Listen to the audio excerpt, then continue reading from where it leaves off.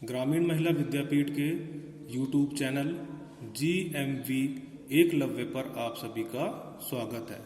कक्षा 10 विषय सामाजिक विज्ञान। कक्षा 10 के सामाजिक विज्ञान अध्ययन की पुस्तक में हम आज अध्याय 8 जल संसाधन जो अध्याय है, इससे कक्षा 10 के सामाजिक विषय के अध्ययन की शुरुआत करते हैं। कक्षा 10 में जल संसाधन जो अध्याय है ये 3 अंक का है, यानी कि इससे बोर्ड के अंदर 3 नंबर के प्रश्न पूछे जाएंगे। 2 नंबर का इसमें एक प्रश्न पूछा जाएगा और 1 नंबर का इसमें मानचित्र से संबंधित प्रश्न पूछा जाएगा। जल संसाधन, सबसे पहले हम संसाधन शब्द का अर्थ देखेंगे। संसाधन जिसे हम रिसोर्स भी कहते हैं। संसाधन एक ऐसी प्राकृतिक और मानवीय संपदा है जिसका उपयोग हम अपनी आवश्यकताओं की पूर्ति के लिए करते हैं, जिसमें हम खनिज, भूमि, जल, मानव आदि को शामिल करते हैं। ये सब ही संसाधन है। यानी कि संसाधन वो प्राकृतिक भी होते हैं और मानव निर्मित भी होते हैं। ये सभी ऐसी संपदाएं हैं जिनका उपयोग हम अपनी आवश्यकताओं की पूर्ति के लिए करते हैं, जैसे खनिज, भूमि, जल, मानव आदि। हम इस अध्याय में जल संसाधन का अध्ययन करेंगे। सबसे पहले हम ये देखेंगे कि पृथ्वी के कितने भाग पर कितनी मात्रा में पानी की क्या स्थिति है। पृथ्वी पर जल प्रकृति की अनुपम देन है, यानी कि पृथ्वी के ऊपर जो जल पाया जाता है ये पृथ्वी की अनुपम देन है, यानी कि इसको हम बना नहीं सकते। ये प्रकृति से हमें प्राप्त होता है और हमारे जीवन के लिए बहुत ही आवश्यक है। बिना जल के हम कोई भी कार्य नहीं कर सकते। पृथ्वी के धरातल पर 71% वो जल पाया जाता है तथा 29% स्थल है, यानी कि पृथ्वी के संपूर्ण धरातल पर अगर हम देखें तो 71% भाग पर पृथ्वी के जल पाया जाता है। केवल 29% भाग ही स्थल है जिस पर हम रहते हैं और विभिन्न प्रकार के पर्वत, पठार, मैदान आदि हमें देखने को मिलते हैं। इस जल का 97% भाग महासागरों में खारे पानी के रूप में है तथा शेष 3% जल ही मीठा जल है। यानी कि पृथ्वी के 71% भाग पर जो जल पाया जाता है उस 71% भाग में से 97% भाग वो महासागरों में खारे पानी के रूप में पाया जाता है, जिसका कोई उपयोग नहीं है। उसको ना तो हम पीने के लिए उपयोग में ला सकते, ना ही खेती के लिए हम उपयोग में ला सकते, क्योंकि इस जल के अंदर लवणों की मात्रा अधिक होती है और ये खारा होता है, जिससे कि ये कोई भी उपयोग में लाने के योग्य नहीं है। हम जो मीठे पानी का उपयोग करते हैं वो मीठा पानी पृथ्वी पर केवल 3% ही है।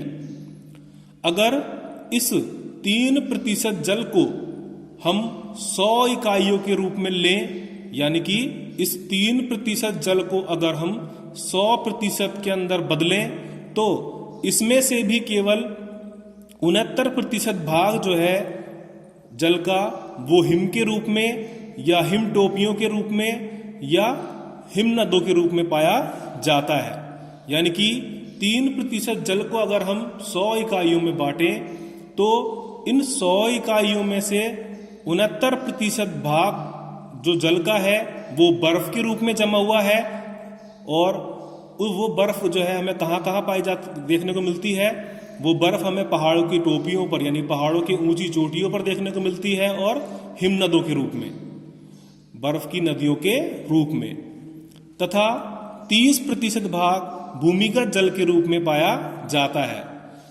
जो 3% जल है उसको जो हमने 100 इकाइयों में बांटा है, उसमें से 30% भाग जो है जल का वो भूमि के अंदर पाया जाता है।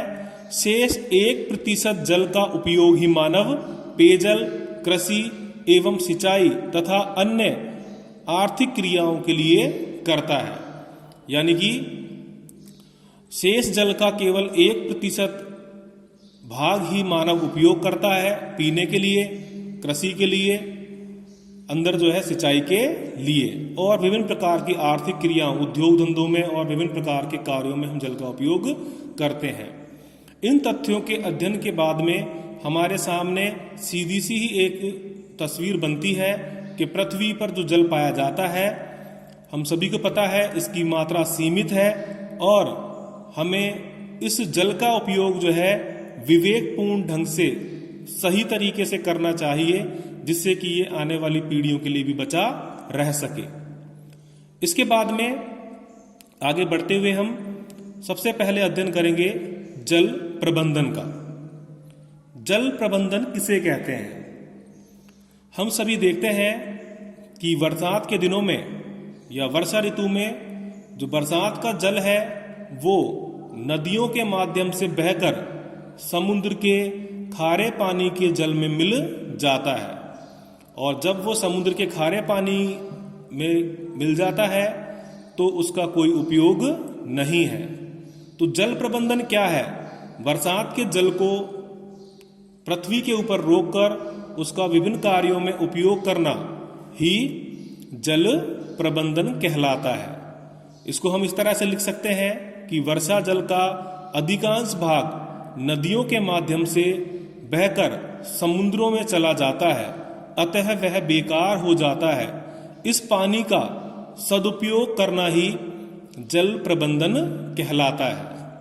यानी कि बरसात का पानी जो बेकार व्यर्थ में यूं ही बह जाता है, उस बेकार बहने वाले पानी को जमीन के ऊपर ही विभिन्न प्रकार के एनीकट, बांध, तालाब आदि बनाकर रोकना और उसका सही कामों में प्रयोग करना ही जल प्रबंधन कहलाता है। इस जल को सदुपयोग करने के लिए कई प्रकार के कार्य हमारे देश की सरकारों ने किए हैं। इनमें सबसे पहले जो कार्य आते हैं वो हैं बहुउद्देशीय परियोजनाएं। बहुउद्देशीय परियोजनाएं, जैसा कि इसके नाम से ही पता लग रहा है, बहुउद्देशीय परियोजनाएं जो है एक उद्देश्य के लिए नहीं बल्कि बहुत सारे उद्देश्यों के लिए बनाई जाती हैं। बहुउद्देशीय परियोजनाओं में मुख्य रूप से बहती हुई नदी पर बांध बनाकर अनेक उद्देश्यों की पूर्ति की जाती है, जैसे पेयजल के लिए, सिंचाई के लिए, मछली पालन के लिए, बिजली उत्पादन के लिए हम इस जल का उपयोग करते हैं, इसलिए इन्हें बहुउद्देशीय परियोजना कहते हैं। यानी कि ऐसी योजना जिसका एक ही काम के लिए नहीं बल्कि अनेक कामों के लिए जो है उपयोग में लाया जा सकता हो, ऐसी परियोजनाओं को या ऐसी योजनाओं को बहुउद्देशीय परियोजनाएं कहा जाता है। हमारे देश में बहुउद्देशीय परियोजनाओं को बनाने के लिए जो नदी का जल है उसको बांध बनाकर या दीवार बनाकर रोका जाता है और उसको व्यर्थ समुद्र में बहने से रोका जाता है। उसके बाद फिर उस जल का उपयोग नहरों के अंदर सिंचाई के लिए किया जाता है और मछली पालन के लिए और पेयजल के लिए भी उस जल का हम उपयोग करते हैं। और इन बांधों के ऊपर विद्युत संयंत्र लगाकर हम जल विद्युत भी प्राप्त करते हैं। बहुउद्देशीय परियोजना को देश के प्रथम जो प्रधानमंत्री हैं जवाहरलाल नेहरू जी ने जो है आधुनिक भारत का मंदिर कहा था। ये भी एक प्रश्न हमारे सामने बनता है छोटा कि बहुउद्देशीय परियोजना को किसने जो है आधुनिक भारत का मंदिर कहा है। तो हम उत्तर में लिख सकते हैं कि हमारे देश के प्रथम प्रधानमंत्री जवाहरलाल नेहरू जी ने जो है आधुनिक भारत का मंदिर बहुउद्देश्य परियोजनाओं को कहा है।